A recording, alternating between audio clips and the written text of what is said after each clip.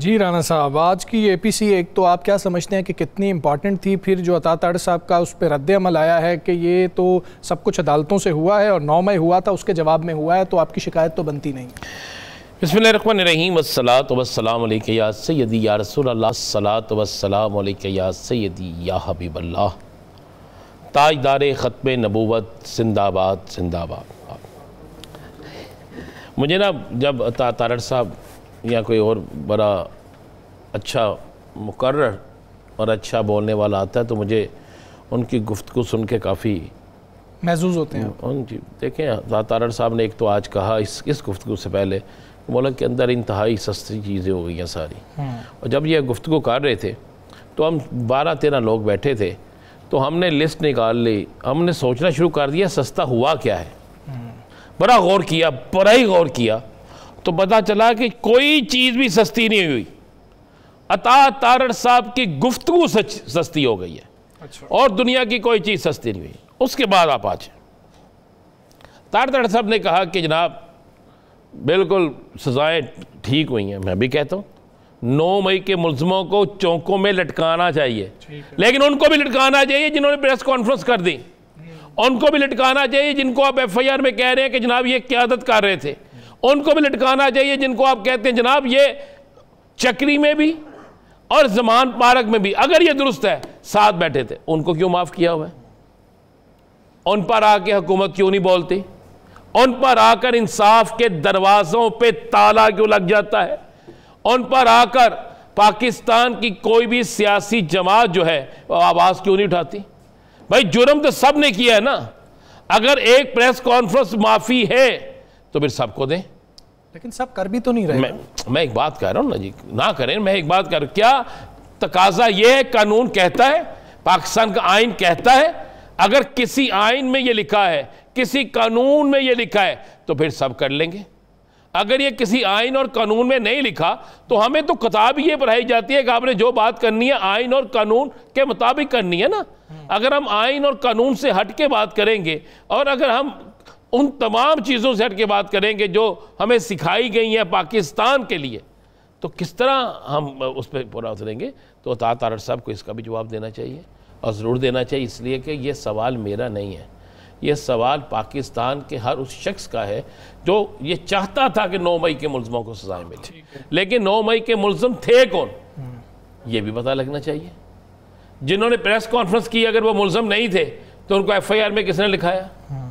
اور جو لوگ بری ہو گئے، کل بھی ہم نے کہا جو لوگ بری ہو گئے اگر وہ ملزم نہیں تھے تو ان کا ایف آئی آر میں نام کیوں آیا؟ تو اس کا مطلب ہے کہ جس شخص نے بیان دیا تھا کہ وہاں پہ فلاں فلاں فلاں تھے تو اس نے رانا عظیم کو حمزہ بنا دیا، ثاقب بشیر صاحب کو جو ہے وہ بنا دیا، کوئی اور بنا دیا، تو یہ تو نہیں نہ ہوتا، پھر یہ تو ساری چیزیں غلط ہوگی نا۔ ٹھیک ہے، اس کی بات یہ ہے بڑی، آپ نے مثال کے آج کی جمہوریت اے پی سی کی دیکھیں، اے پی سی میں جہاں پہ بہت سی چیزوں سے بہت سے لوگ کرتے ہوں گے، آج گورنمنٹ کو ایک چیز پہ اپریشیٹ کرنا چاہیے تھا، اچھا، اور وہ چیز یہ تھی، پہلی بات یہ یہ بڑی دیر بعد اپوزیشن کی ایک ایسی پریس کانفرنس تھی جو تمام ٹی وی چینل نے کافی لمبی چلائی۔ ہاں جی، اتنی لمبی ثاقب بشیر صاحب پریس کانفرنس نہیں چلتی ہوتی جتنی لمبی پریس کانفرنس آج چلی۔ باقی اس میں آپ باقی چیزوں سے آپ سمجھتے ہیں کہ انہوں نے بھی اچھا پلے کیا؟ انہوں نے مصطفیٰ نواز کھوکھر صاحب کو کہا کہ آپ اعلامیہ پڑھیں۔ سر اعلامیہ مصطفیٰ نواز کھوکھر پڑھتا، اعلامیہ کوئی بھی پڑھتا۔ ایک تو آپ یہ دیکھیں کہ آج میں نے کل بھی کہا تھا کہ میں نہیں کہتا کہ 100 جماعتیں اکٹھی ہو جائیں گی، لیکن آج کچھ نہ کچھ تو ہوا نا جی، آج اکیلا پن تو دور ہوا نا۔ اس کے بعد آج سب سے بڑی جو بات تھی نا، جو انہوں نے ایک آفر دی تھی کہ میثاق جمہوریت ہونا چاہیے، جی، اسی پر آج گورنمنٹ کو ویلکم کرنا چاہیے تھا۔ کیا انہوں نے بات کی ہے؟ بات کی، انہوں نے کہنا چاہیے تھا آئیے بیٹھے میثاق جمہوریت کریں اور اس پہ طے کریں کہ یہ کرنے والا مجرم ہوگا اور یہ کرنے والا مجرم نہیں ہوگا، اور کہیں یہاں پہ بیٹھ کر کہ جناب ہم نے پاکستان کے لیے تمام چیزیں، سب سے پہلے پاکستان، اس کے بعد کوئی اور، ملک کی ترقی پہلے، اس کے بعد کوئی اور، پاکستان سے آگے کچھ نہیں ہوگا، جمہوریت سے آگے کچھ نہیں ہوگا، آئیے سارے مل کے بیٹھتے ہیں. یہی کہتی تھی نا حکومت بار بار. تو آج اگر تارڑ صاحب بھی کہہ دیتے تو کیا فرق پڑنا تھا؟ کوئی فرق پڑنا تھا نہیں. پارٹیز کو بیٹھنا چاہیے، سیاسی حل نکالنا چاہیے نا. تو آج کیوں نہیں کیا مجھے ابھی اس وقت تک، جب تک آپ پروگرام کر رہے ہیں، کیا ایک حکومتی پارٹی کے اندر سے ہی بیان آیا ہے کہ آئیے مساق جمہوریت، باقی باتیں چھوڑ دیں، سر مساق جمہوریت بات تھی، ہم اس پہ آ جاتے ہیں اور اسی میں ساری چیزیں آ جائیں گی.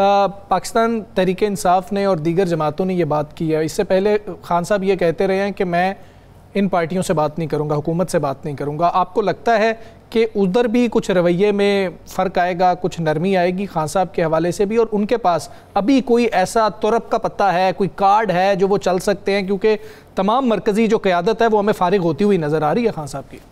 اچھا، یہ جو باتیں آپ کہہ رہے ہیں نا، 8 فروری سے پہلے بھی لوگ کہتے تھے، اور میں کہتا تھا دیوانے کا خواب ہے. ٹھیک ہے. اور چینج ہوگی بہت سی چیزیں. 8 فروری اور آج کے دن میں زمین آسمان کا فرق ہے. اس وقت پتہ نہیں تھا کہ وار کہاں سے ہوتا ہے. ٹھیک ہے. آج پتہ ہے وار کہاں سے ہونا ہے، اور یہ بھی پتہ ہے وار کو روکنا ہے تو اس کے لیے کیا کرنا ہے. اس وقت پیپلز پارٹی، مسلم لیگ نون بھی ایک دوسرے کے مخالف تھے، اور سب تحریک انصاف کا ووٹ کھینچنے کے چکر میں تھے. ٹھیک ہے. آپ نے بلاول کی وہ تقریریں سنی ہوئی بلاول صاحب کی نا اس وقت کی؟ جی.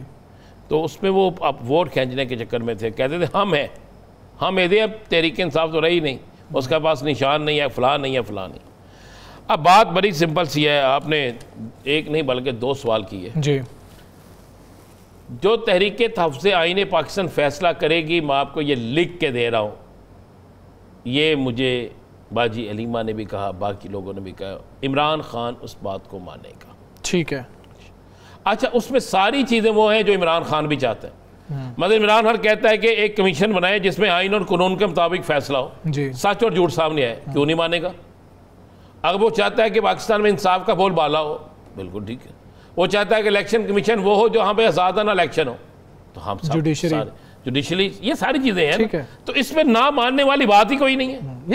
یہ پارٹیز کی آپس میں بات کرنے والی یہ ساری پارٹی. بالکل.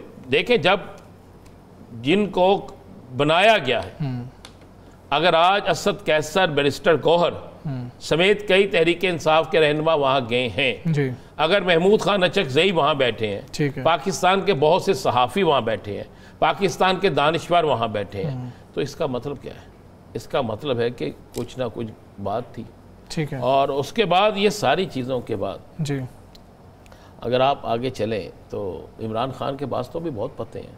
ٹھیک ہے. بہت کارڈ ہیں. آپ کس طرح کہتے ہیں کارڈ نہیں ہے؟ عمران خان کے پاس کارڈ تو ہیں. عمران خان کے پاس مثلا اپوزیشن حکومت کے پاس کیا کارڈ ہے؟ سزائیں دینا، گرفتار کرنا. اس کے علاوہ کیا کارڈ ہے؟ کیا حکومت کو چیز سستی کر سکی؟ تو جواب آئے گا نہیں.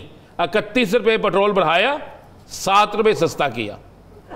اب بھی 24 روپے مہنگا ہے. ہاں، ڈیزل پھر بھی مہنگا ہوا. ڈیزل مہنگا ہوا جس پہ بس چلتی ہے، جس پہ ویگن چلتی ہے. ٹھیک ہے. غربت کی شرح جو ہے وہ پہلے سے بڑھ گئی ہے. اسی طرح باقی چیزیں بھی آپ دیکھتے جائیں. حکومت کے پاس تو ہے ہی کچھ نہیں. خان صاحب کے پاس کیا ہے؟ خان صاحب کے پاس کیا ہے؟ میں بتا دیتا ہوں. خان صاحب اگر آخری پتہ کیا کھیل سکتے ہیں؟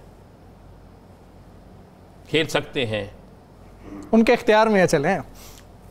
میں اس پہ وہ بات کرنا نہیں چاہ رہا. اچھا. سب کچھ ان کے اختیار میں بتا دیتا ہوں. پنجاب میں 100 کے قریب نشستیں ہیں. کے پی کے مکمل ہے تقریباً 100 کے قریب نشستیں ہیں.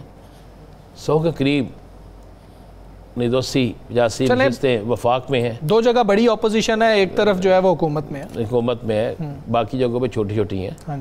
اور پھر ساتھ محمود خان اچکزئی ہیں، اختر مینگل ہیں، اور بھی ایک سیاسی جماعت ہے جو اچانک آپ کو نظر آئے گی. اچھا. جس کی چاہے 5 سیٹیں ہیں، 6 سیٹیں ہیں یا 7 سیٹیں ہیں.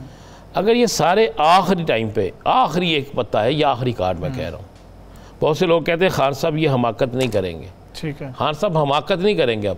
اچھا. خان صاحب نے جب حماقت کی تھی نا جی اس وقت نگران سیٹ اپ بن گیا تھا، ٹھیک ہے، اور نگران سیٹ اپ میں بہت سے لوگوں کی چھٹی ہو گئی تھی، اور خان صاحب کو بہت سے لوگوں کی چھٹی وارے میں آتی ہے، اور ذہن میں رکھیے یہ آخری کارڈ ہے جو خان صاحب نے رکھا۔ آپ استعفوں کی بات کر رہے ہیں؟ جی میں استعفوں کی بات کر رہا ہوں، اور اس کے بعد آپ جب وہ استعفے آئیں گے نا تو اس ملک کے اندر ایک آئینی بحران آئے گا۔ اس وقت یہ نہیں ہوگا آپ مجھے بتائیں 280 سیٹوں پر بیک وقت الیکشن ہونا ہے۔